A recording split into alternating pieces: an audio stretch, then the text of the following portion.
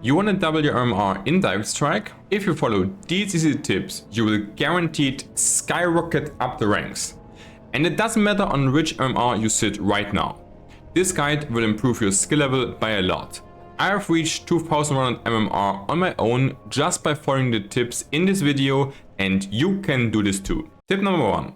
Always start with mine first on every position in every game. That's the best build you can do right now, and it's also super easy to play. Tip number 2. Never play a second mine before you killed your opponent's tower. You also should never play more than 2 mines in any game.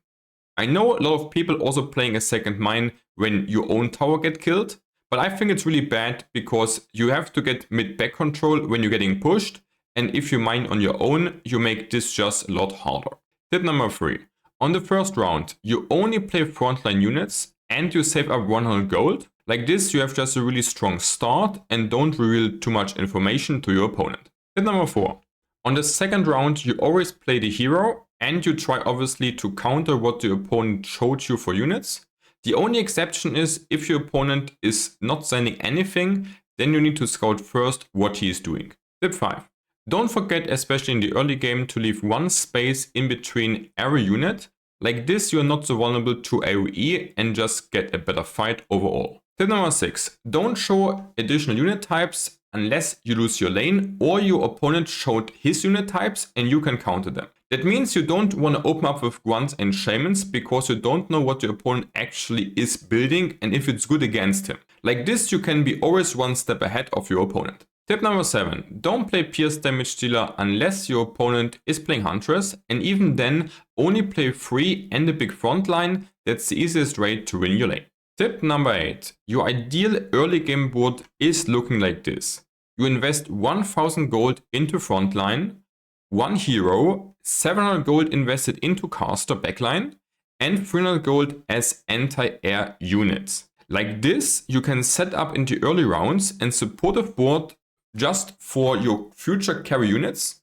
And like this, you can enable a strong mid to late game build, which will win you the games pretty easily. Tip number 9. Never play must tier 1 or tier 2. In this game, quality units are way better than just a big army.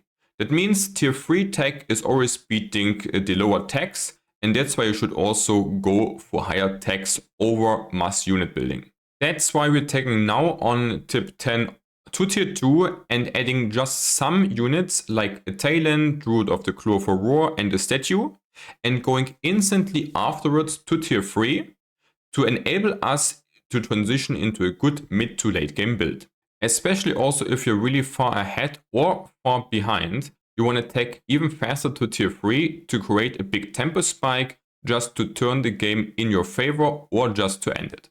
And now guys, the most important tip in the whole video. Once you tech to tier 3, you also play for tier 3 units and tech. Because I see it so often that people rushing tier 3 just to play mass rifleman. This makes no sense, guys. You are tier 3, so play for strong siege tanks, play for hippo riders, play for bloodlust and healing ward, and just play units which are valuable for you, high quality, and win the game easily like this. Also, never play twice the same unit type, guys. This means if you have grunts frontline and you're getting tier 3 and you want to play tanks, then you should sell the grunts and get tanks instead, because you don't want both together. This applies also to caster and backline damage dealer. There are only 2 exceptions. If you start up with shamans and your opponent is going into necros or banshees, then you need also to add AoE dispel to counter them. But elsewise, you stick to the rule, guys. Tip number 40. Play units for what they are best at. I see it so often that people playing Breaker as a backline damage dealer and trying to tank with Huntress in front. But the opposite way would be way better. Because Huntress are not a tank, they are damage dealer. And Breaker are bad damage dealer but decent tanks. So please play just the units what they're designed for and not try to make tanks into damage dealer. And guys, you win and you lose as a team. Cause it's a team game, guys. So it doesn't matter who is fucking up the lane. It is your job to fix it and to carry out the game. That means don't complain, don't blame people, just chill on your own. Also don't get into trash talk and focus on what you can do to get into a good position and to win with your team. The rest doesn't matter. In the video description is also my link to all the guides of Direct Strike. Thanks for watching, guys, and like the video if you enjoyed it.